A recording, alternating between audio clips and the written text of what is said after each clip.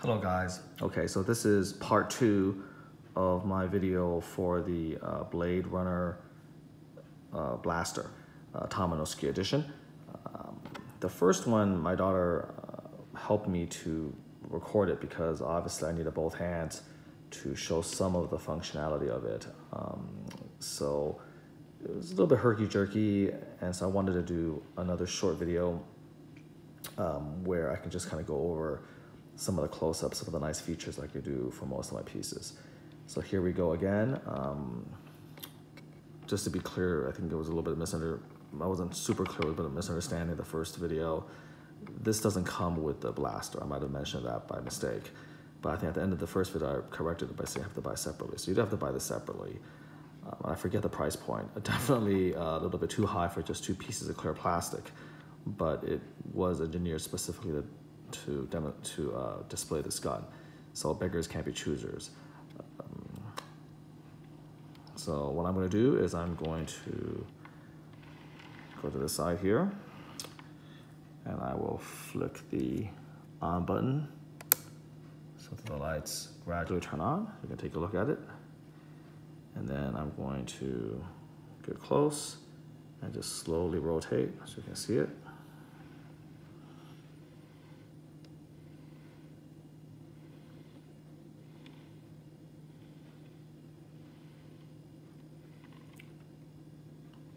It really is beautifully engineered.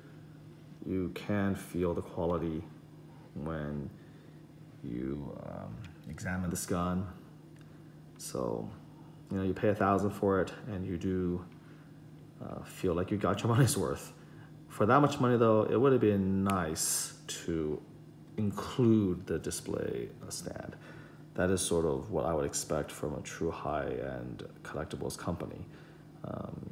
I think they charged, I don't know how much for this, maybe 30 bucks or whatever. And, you know, in the scheme of things, when you factor in $1,000, this should have been included.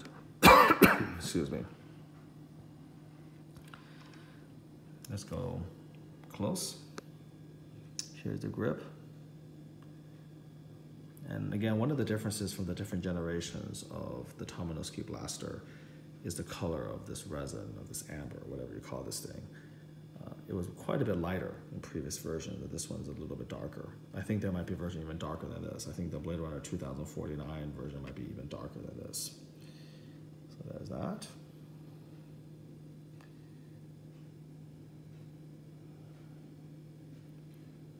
Sort of giving you that real close-up detail so you can appreciate what it's like. And by the way, I mean, there's a lot of moving parts. There's engravings there, very nicely done. There's a lot of moving parts, you know, because again, one of the triggers does work. It does cycle through the cartridges. Very precise, I mean, to sub-millimeter level precision. So if that doesn't come together perfectly, it just doesn't work. So it is a partially working prop replica, actually. I think this is actually the name of the rifle, the Steer Daimler. Again, the people who know more about guns will be able to correct me. So there's that. Look up top. These are real metal screws.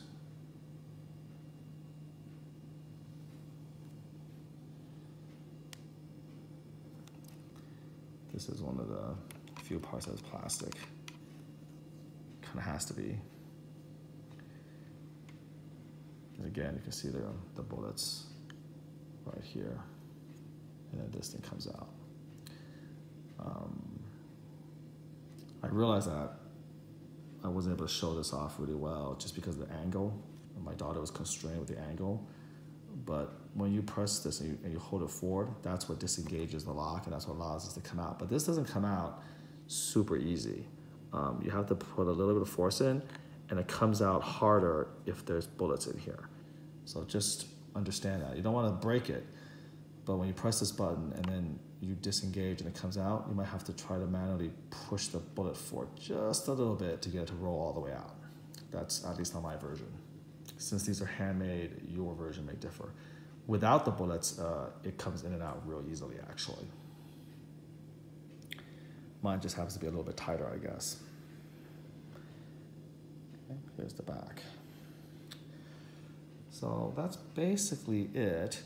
Now, one of the things I would like to do is I would, if I can, with one hand, I like to take this and grab this, and I'm going to put it on my table here.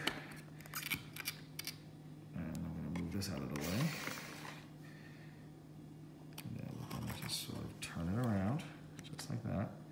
So it might just be because of my table, but this is what I'm talking about. You know, one of the nice things about this stand, and I think they sell versions of the stand. Different companies sell different versions of the stand, and some of them come in like wood color or that type of thing. And you know, I like those. Those are classy too. But one of the real cool things about this is transparent, and so I think the camera shows it pretty well. It really just looks like it's floating in midair. You can't really see where it's resting. It's a bit more visible at the base right here because there's two pieces. But just looking at this, it gives you this fantastic illusion that's actually just resting in midair. So that's really, really an amazing effect. And if I take this and I just sort of slowly back away from even a reasonable distance, I mean, not really too far away, it literally looks like it's floating in midair. I hope that comes through in the video because in person, it looks pretty amazing. So there you go. And as you get closer, you know, you can start seeing the reflection on the plastic, but even pretty close, even up to this close, it still looks like it's floating. You know what I mean? So I do like that. And then finally, just wanted to take it, lift this up. The bottom here, so see, this is black. And so when the original gun came, this plate at the bottom was actually just steel. So that's what they reissued, is the bottom of this with the appropriate black finish, and you had to use that little tool to take it off and replace it. Not a big deal, but again, I really like the fact that Tomenosuke took enough responsibility for their mistake to spend the money to actually make the replacement part and then mail it to every single person who bought this gun, along with a little Allen wrench to change it. It may not seem like a big deal, but that costs money. And so it's really nice and appreciated that this company was willing to take responsibility for that mistake and make it right by the customers. So there you have it. I mentioned briefly again in the other video that there are people who can make these. There is a gentleman who's pretty well known in the Blade Runner community who does this. I unfortunately forgot his name. And he does really magnificent work. I mean, some of his work, it's all handmade, obviously, and you know, he was one of the pioneers, I think, of creating versions and making it better and better and more accurate. And so his version of these lights actually, the green lights actually light up as well, in addition to the red ones. And you know, I was in brief talks with him to get one as well. His is more weathered. It feels a bit more you know, lived in. But I'm not a big enough Blade Runner fan to drop another 800, 900 on that gun when I already dropped 1,000 on this gun. And so between the two, I had to make a bit of a decision, and I went with the licensed replica. I'll talk about in another video about my feelings about licensed versus custom.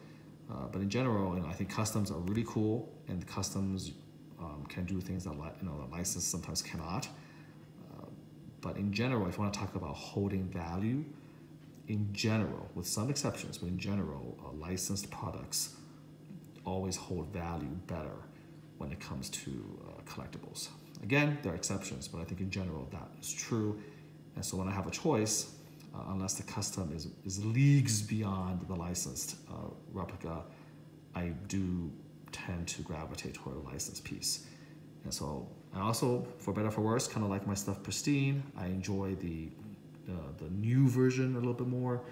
And so I just like that version of this blaster a little bit more. So I went with, again, the new pristine version that's licensed by Tomenosuke. Okay, so thanks for watching. And that's enough from this gun for me. 2 videos for one collectible is a first for me. Again, I'll see you in the next video, and take care.